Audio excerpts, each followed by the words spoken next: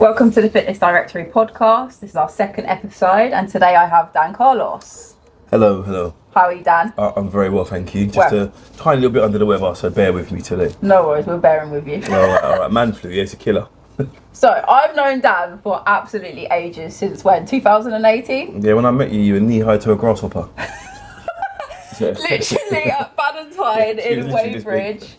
And Dan was doing Fight Club. Yes. And personal training. Yeah. So, Dan, how did you first get into fitness? Because I've never heard this story. Okay, cool. So I first got into fitness back in 1999 when I was 19. I started as a fitness instructor. One of the first classes I participated in was a spin class. And as a result of that, it just led me onto group personal training. It also led me onto kind of getting out on that shop floor and, meeting a lot of people. So, yeah. But how did you get your passion for fitness? Was there anything specific that kind of made you take that career? I see. Okay, so from a very early age, my mum had me in every after-school club, and I kind of excelled at athletics. So it was just like getting straight to the county level straight away, past the schools and boroughs. Fitness, I was very fast at 100 metres and 200 metres, and was kind of doing a lot of athletics and taekwondo. My uncle was an ex-professional, so he kind of got us into the taekwondo as well. So during the week, it was like a strict regime of youth club, 2 lots of athletics, 2 lots of taekwondo, and then Saturday was pretty much carrying bags of meat, like literally from like Tooting Broadway, like a good few miles. Mum didn't have a car, so me and my brothers were like ripped from like 11 years old, man. We were ripped early. So yeah, a lot of the passion came from me just getting the repetition and getting the discipline in my life from an early age, really, from sport. Brilliant. Well, you've worked at quite a few gyms over the years. Can you list indeed. a few? I've worked for a lot of community-based gyms, and I've worked for a lot of the sort of corporate sector gyms. I would mention a few, your David Lloyd's, your gym boxes, your Kicks Kensington, your Nuffields, your Cannons when it was black and white, and it was sponsored by Adidas Speed Training. I mean, the list goes on, I'll have to have a look at my resume. You have to look at the CV from the ceiling to the floor. But the CV on Indeed, I have to keep changing things up and switching stuff out because there's so much. But yeah, let's just say I had a big passion for fitness, so wherever I could have fit in from an early age, I just carried on doing that and I just didn't stop, really. So, through your career and since I've known you at the gyms, you've always had a few classes here at one gym, a few classes at another gym. Was that a thing that had always been your kind of way of income? I basically set myself up in a way where, it's like, as any of you fitness instructors will obviously know at home, when you first start, you start off with that enthusiasm where if you're enthusiastic, where you're talking to everyone and you're out there and you're kind of doing your thing, and then over time you realise that you don't want to boss anymore. And then at that stage, that's when you kind of project yourself. I think a lot of the young kids today, obviously you've got the years of social media, so people decide unqualified that they want to work on their own and they're out there with their social media and their Instagram, and like the last guy said, everyone's a PT, but I found that it was easier to work at different gyms and create a network than it was to work at one gym and just be the local hero. Absolutely. So I found doing the networking was kind of more up my street. My ADHD has me talking crazy, so sometimes I've got to say, "Dad, shut up." But I kind of lived a lot of my early days being that person, and that's kind of what's led me to having that background knowledge and experience in most of the gyms and all the rest of it. All the different gyms. Yeah. So you describe it as like a network where you are at a few different gyms within a certain mile radius or in a certain area, and you're the known spinning instructor in one gym. You're known for Fight Club in another gym. And do you feel like it's been better for you to not be tied to one gym for many reasons, like the politics in gyms and the kind of employment issues? In terms of is it better, I think different horses, different courses. What I found was, because of my energy levels and they're ongoing, like even if I'm tired, I've still got energy. So I felt that for me and my concentration levels, I felt like at that early stage of like being like, you know, like I did try a full-time employment, and what I realised was there was too many kind of like ongoing sort of shenanigans and politics and emotions and things like that. And you know, when I'm at work, I'm not trying to be like someone's uncle or like, you know, counselling. I'm trying to do fitness and I'm trying to help as many people as I could. So if my aim to myself was to help as many people as I can, I knew it would never be local, it would be global. And that's how I sell as well. Like when I was doing all these like little nutrition things and selling, I was always taught to think global, not local. So yeah, in terms of networking and being out in all these different gyms, I feel if I was to tell another person, look, you know, based on their energy levels, if they can do it, if you like that and you like people, get out there and taste everything. That's really good advice. Yeah. So can you tell me about your connection to Fight Club? Because I know you've been connected to them for quite a while. Yeah, sure. So Fight Club came along for me in 2005. So in 2005, what was I, 25? Wow. That was a long time Way ago. back. Yeah, so I started off on Body Combat number 3, and I went to a Bognor Regis fit camp, and I was only going there with a few colleagues of mine from Tooting Leisure Centre. At the time I was working for Kinetica. They were previously Sona when they started, and they had gyms everywhere, so I was a bit of a locum instructor working in the Wandsworth area and just around London, etc. And I met some guys who anyway went to this Bognor Regis fit camp, and I saw the punch bag and I saw all these guys like doing and obviously my thing is taekwondo. So I saw these leg kicks on the bag and I was thinking, right, this is like Body Combat, and they're vibing to the music. But back then with Fight Club, I think it was just being worked out. So there was a lot of like I was into the garage music as well, the house and garage from like the, you know, the Gas Club days, etc. You know, Club Coliseum and Channel Club and all that. These guys are basically doing kickboxing to garage music. So I was like, wow, this is, and it was on point, got my attention. Then they switched it up and put on some drum and bass to speed things up, and I was like, this is, anyway. So I met the lovely owner of the company. Don't want to name drop, but I met the lovely owner, formerly now, and at that time, you know, it was very helpful, very helpful, very talkative, very similar to me. At that stage, I was like, wow, I've met a bunch of people very similar to me, same interest in fitness, same skill base, where's this going?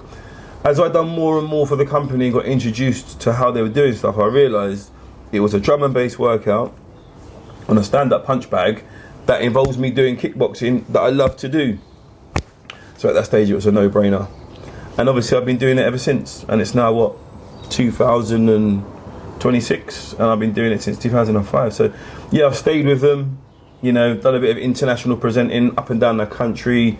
I know they've taken it abroad to Spain, now in America, and I just found myself working around the area and going to different classes and clubs to represent Fight Club, and yeah, I haven't stopped. So Fight Club, do you think it has as much as a buzz now when people, you know, sign up to go to the class as it did back in 2005? If anything, I think it's created more awareness, keeping the same buzz that it had. I think that was the thing, you know, obviously through lockdown there was a lot of like, you know, in the fitness industry, our field is contact, right? So that kind of stopped, but then, you know, we were doing it online and people were still like raring to go. Yeah. So by the time we got to not doing it online, people were turning up. And obviously that's led to a lot of the bigger events. I mean, I haven't done the bigger events myself, I know my colleagues have, but it's doing well. And, you know, we've got that recognition. There was lots of politics that was happening between, obviously, Fight Club, the company, and, you know, health clubs out there that was just trying to pull it away from us. But it's, you know, it's a now protected brand and it's going strong and has been going for many years now. And yeah, it's a good brand. I hope I've answered the question. Yeah, no, absolutely, no, brilliant. So yeah, Fight Club's been going for quite a while. Yeah. Obviously, you've got Les Mills, which is a similar thing that's been going on for so long. Yeah. And what you find, I think, in the gyms is that their timetables are always constantly changing compared to the trends and stuff like that. Yeah, sure. I can completely understand why there was politics and, you know, why maybe Fight Club's not, you know, popular at some gyms anymore. It's just because of demographics change and people's trends change. Like, if there's more of a demand and more of a, you know, money paycheck for Reformer Pilates, they're going to do that. Yes. And especially with now, what you're seeing is paddle tennis is coming out everywhere, yeah, like people that can't play sports. everywhere. Exactly. Paddle is coming out absolutely everywhere. Yeah. So what you're seeing is big shout to paddle. Yeah, gyms and health clubs just go with the trends and the kind of things like that. Exactly. But Fight Club has still remained a brand and a name that everybody. Yeah. So that's one good thing I can actually say about Fight Club. Like, you know, representing the black and yellow colours. You know, now we've got the community fight clubs. So if you look now up and down the country, Fight Club with a K, by the way. Yeah, we're everywhere now, and you know, we took it away from the health clubs just to work on the community level. Yeah. Because we realised a lot of our clientele out of the health clubs are very community based, and unfortunately, if you're trying to follow trends and you're a big multi-million pound health club, you're just going to go with the trends. Whereas I feel with Fight Club, they kept it real. They stuck to their guns, and as a result of that, it continues to grow. You know, we're doing the Hackney Marshes, big festivals. Like I said, we've got the big Box Park event. Look out for that. Remember, Fight Club with a K. And yeah, you know, people, whether they got rhythm or not, they got the vibe. And you know, everything's about giving vibes, right? We're always giving. So if you're looking for a good sort of solid all over body workout that has a little bit of martial arts in there and boxing, which is what most people's conditioning is, whether you're a bodybuilder, gymnast, whatever, Fight Club is definitely absolutely something that flies the flag. That's brilliant. I mean, I had a massive euphoria when I walked into Fight Club back in the day, and I was like, oh my god, where's this been my whole life? I was like, this is actually so awesome. The drum and bass music, like you can't just not move, like you have to move. Like the music makes you move. You know, you're having you feel like you're clubbing, you feel like you're out raving. That's the atmosphere we create. And you know, like with the instructors, most of them are like ex-MCs or just have a vibe about talking over the mic. You know, if it's exercise to music, we get boxers, kickboxers, MMA fighters, judo players, like anyone in the martial arts scene. If you're looking for an ongoing, continuous 45 minutes to an hour kickboxing session, you know, you just look at those athletes. You know, we're covering 3 planes of movement continuously to a BPM that suits everyone. So you're gonna get a result, and that's kind of why I've stayed with it over the years. You know, it's been about 20-25 years. I've not stopped doing it. Brilliant. So you're now with F45 here and there. Can you tell me about the setup with F45? Like, how does that work? Because I've never really been into F45. I don't know much about it. Sure. So with F45, I found that at the age of 45. Yes, I am that old. And yeah, I feel like, again, if you was on that fitness journey where, you know, because things have changed now. Like back then when you were doing fitness, you would do it to feel good and all this kind of stuff. Whereas the new generation now, the sensitive guys, and no disrespect, but you lot are a little bit sensitive because obviously things are different now, and obviously how we were brought up with almost like a sheet of steel, in a way where if you need to identify what you're going through to yourself, a lot of it was to sweep under the carpet. So actually, in a good way, even people like my son who's like 14, it's good that now the kids can re-identify where they're coming from and what they feel, what they need. But back then it was very, very different. So what you found with something like Fight Club, it would bring your confidence out in a way where you're getting fit as you're turning up to the actual course or the class or whatever, but you didn't need to feel like you had to be part of it. This one is F45. But this one is F45, and with F45, sorry, it's Fight Club, and I've been doing it for so long. Fight Club, functional training. So it's just functional training, you know. What the attraction was for me was, you know, about 10 years ago, Marky Mark, so if you know, like Backstreet Boys and stuff. Yeah, Mark Wahlberg, I think he invested in it. And obviously he was a ripped guy, and everybody that saw him on TV back then, they wanted to like be like similar to him with his physique, etc.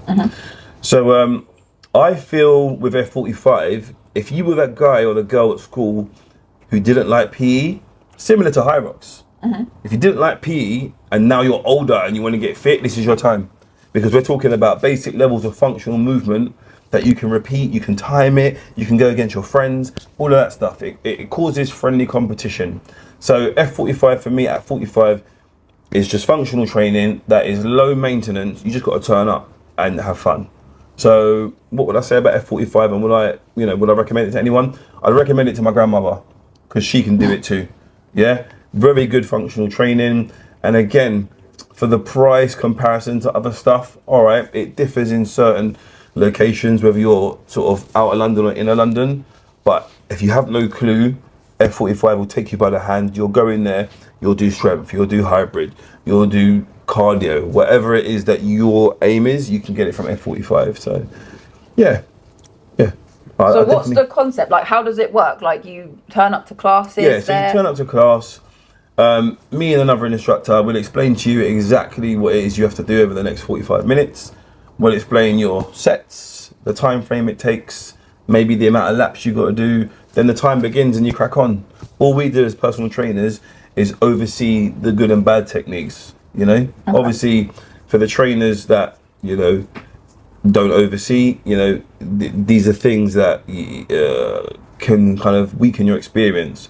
But, you know, I know for myself personally, you're there, you're watching people's techniques. That's the main important thing, people's technique. Because, you know, it's like in fitness. Yeah. People can go in there and be talking about how they've done a bit of boxing or they've lifted before, and, you know, they're kind of pulling through a hinge movement and their back is bowed over. There's no hyperextension in the thoracic spine, etc. So that's where we're there to continuously correct you. So if you're not a cheapskate, but if you can't afford personal training 1-to-1, you'll get 2 PTs with the class and it will kind of help you out.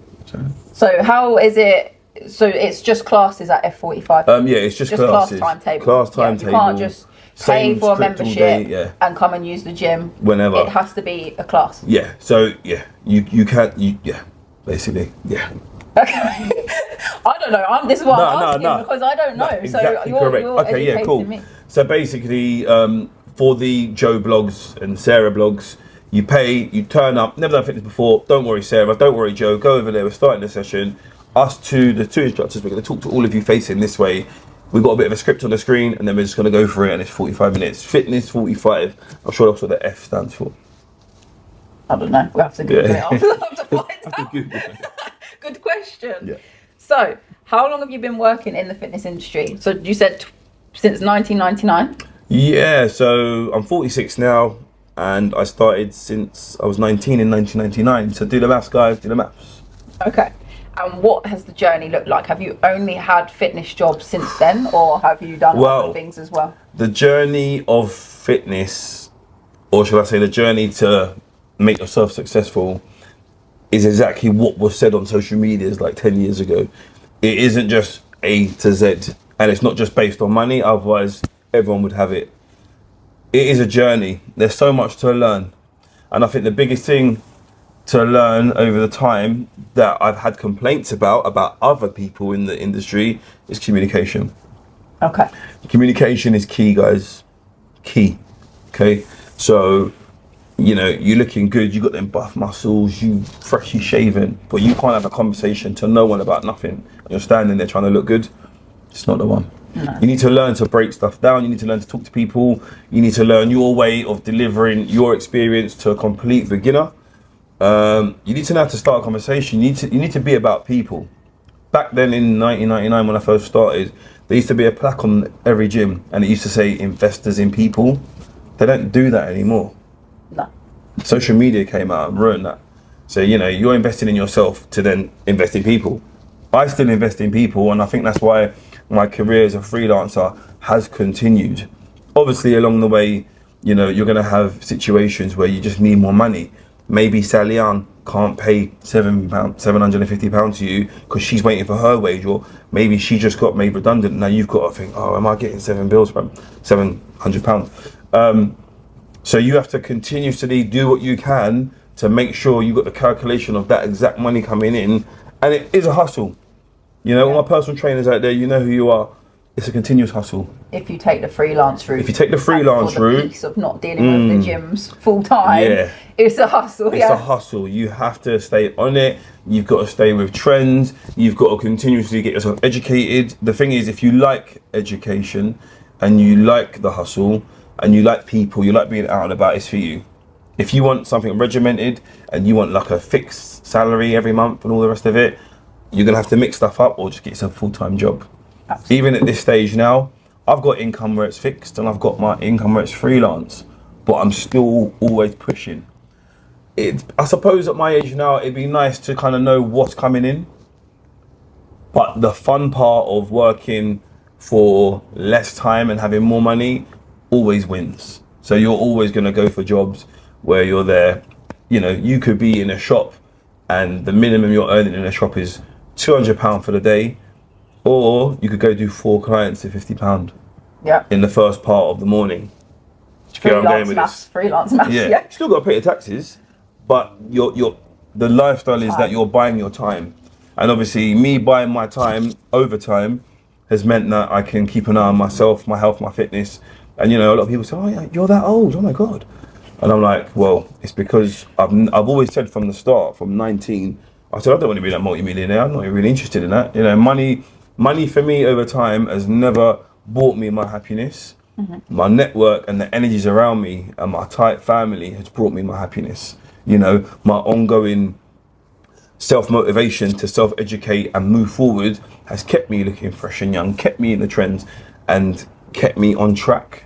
If I just sat in a job that's paying me loads, I'll probably be bored by now, having a belly and playing golf every weekend. Nothing wrong with golf, by the way. But I see you, man, I see what you're doing. Yeah, so it's not for you. It's not for me. Yeah, so yeah, but you do get a good lifestyle because you have a little bit more control of your time and you pay yourself first. So that's always worked for me. So what are some of the different areas or aspects of the industry that you've focused on over the years? Is there any parts of the industry that you don't like? The parts of the industry that I don't like only reflects on today's society. So we're talking about the last, 5 years? I've seen a lot of youngers come up into the industry. I know this because I've worked as a tutor, mentor, and a teacher. And you know, I get asked questions all the time. But I feel the kids now coming into the industry, unfortunately, you know, I don't want to name drop on industries. I don't want to like bad mouth anyone.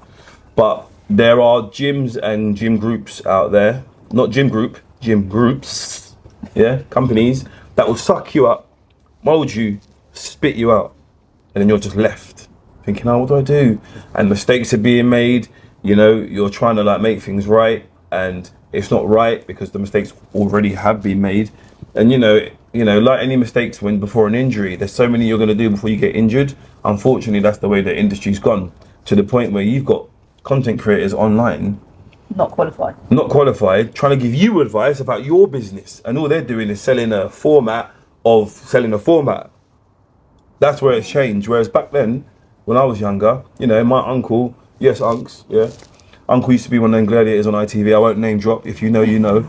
But yeah, like when I was like 17, like he was traveling all over the place. Gave me one long bar. This bar wasn't even a Olympic bar. It was just one long bar, and I think it weighed about 20 kg, but it was just a skinny little bar. And he gave me a Joe Wader book, like a big thick 400-page book. Yeah, like Joe Wader bodybuilding. They don't do that now. But I had a book.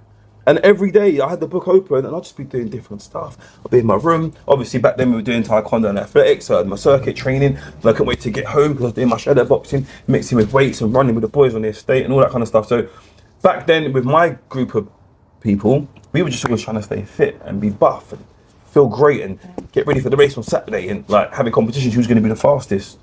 Things like that. So yeah, in terms of the question you asked, yeah, so anything that you don't like in the industry. What don't I like in the industry? The way the industry sucks you in, churns you, and spits you out. They're not investing in people anymore. Longevity. They're not investing in the longevity or any of that of your career. They're investing in their pocket right now because of what the trend is. Yeah. It's a bit sad to see because I think now more than ever, fitness is more desirable. People that were sitting on the sofas not interested about fitness are sitting there as bystanders waiting to give it a go, or you know, they are already giving it a go with the trends like high rocks. You've got a lot more people now uptaking the park runs and stuff like that. Pilates for the people that have never really done anything fitness at all. They think, oh my god, well, I like a bit of Pilates and matcha, so like let's give that a go, because it is community, it's more social. And I think it's not just about the exercise. People are craving this kind of social, human connection. So when we are not getting these instructors correct, when we're not giving them the opportunity to have, you know, their careers, make money, and be able to actually instruct these classes that everyone is desiring to pay money for, you know, we're setting ourselves up in the industry for failure at some point. Like, something's got to give. Well, yeah. I mean, to be honest, I feel like, again, now with today's society, or should I say the industry, you know, we've got AI now, guys. Yeah, AI. So you've got AI to the point where you can sign over yourself and your image, and they can make you move and talk as they want to.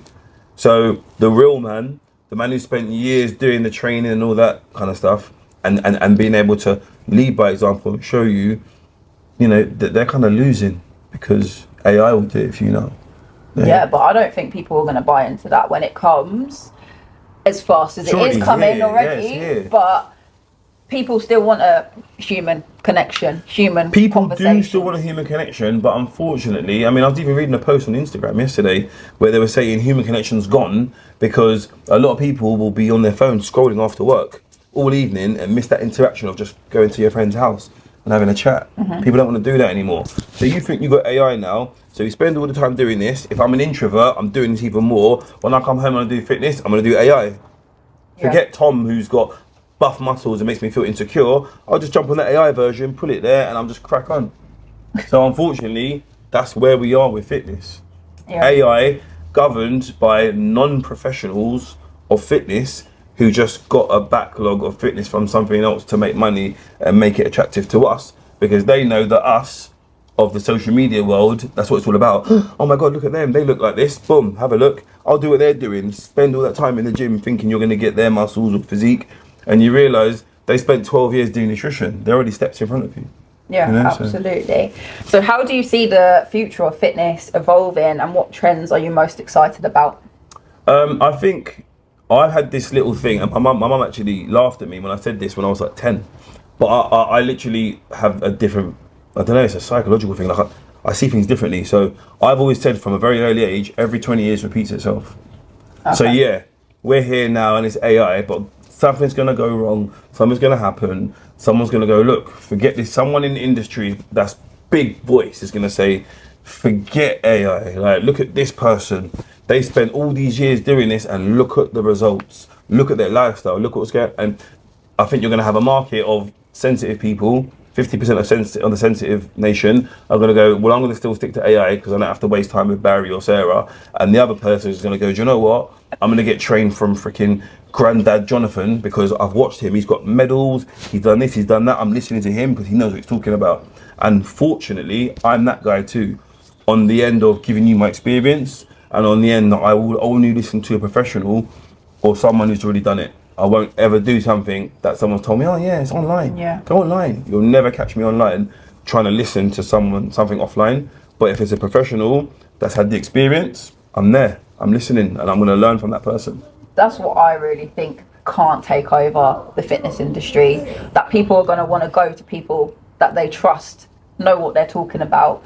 And there's no verification for, you know, anyone giving advice via AI, fitness-wise. And I mean, for some of the online coaches that are, you know, not qualified and they're giving advice of what you should eat, what you shouldn't eat, what exercises you should and should not do, I think that it's going to come full circle where they go, okay, well, where's the proof?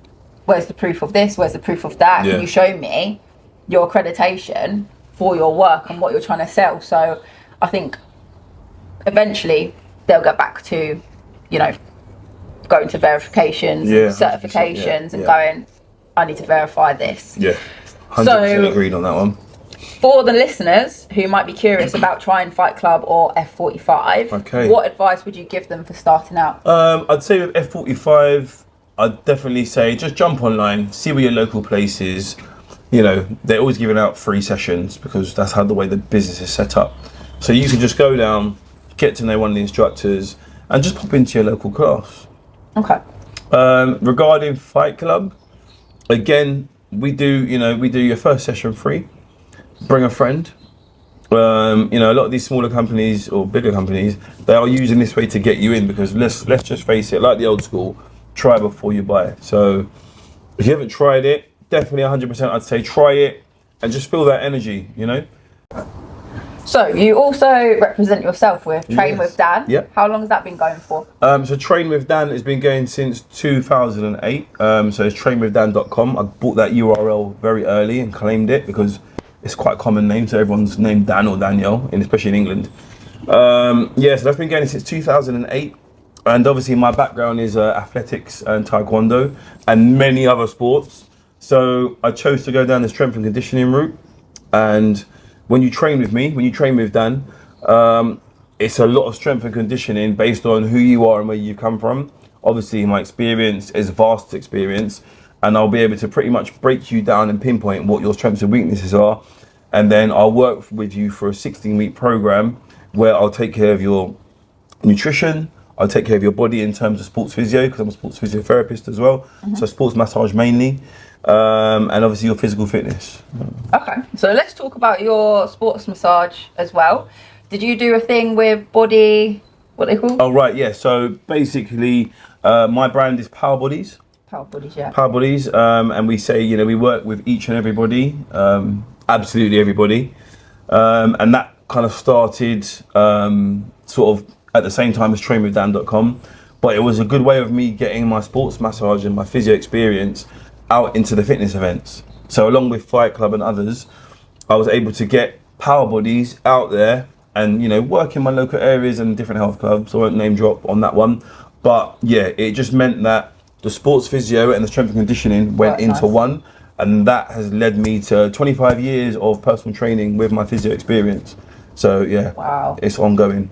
I feel like with fitness, people have so many different careers, so many different, you know, expertise within just the fitness industry. You know, most people will just have like one job, one career, go to university, do engineering, and that's kind of, that's it for them. That's just, it's a lot. So what I'd say with that is, if there's anyone out there who really believes that they can do anything they want to do, like Arnold Schwarzenegger says, naysayers, drop them out. I've literally, as the last instructor said, sometimes you'll find that you'll outgrow people. Don't worry about them though. They might slip back in, or who cares? You just got to keep moving forward and stick to your dreams. And I got told a lot back then, oh, you know, you can't do PT and then you can't do physio and you can't. But I've managed to do both. Yeah. Like even with I'm a barber as well. Like, you know, I fit that in a week. I've got a fun week. You know, I'm networking with different people all the time, and my whole thing is to take care of the complete person. So yeah, you come to me, I do from head to toe. I do your physio, I cut your hair, I do your massage, I write your nutrition plan, and that was my aim. So Power Body kind of governs all over Train With Dan. So it works. But yeah, if anyone says no, say. That's it, really. Wow, I mean, that's incredible that you can manage to do all of those things. Sure, I mean, has it ever been overwhelming for you doing that many things and keeping on top of it? Yeah, sure. This is an example of an overwhelming day. Going off to a fitness event, doing that all weekend, maybe being on stage, or maybe doing massaging all weekend, then coming back, doing another massage, you know, contending to your family, going off doing like, I don't know, a few Fight Club classes, you know, throughout the day, then you've got a PT tonight at 9 till 10 at their house. That's about as overwhelmed as you can get. Maybe the rest of the days, they're a bit easier.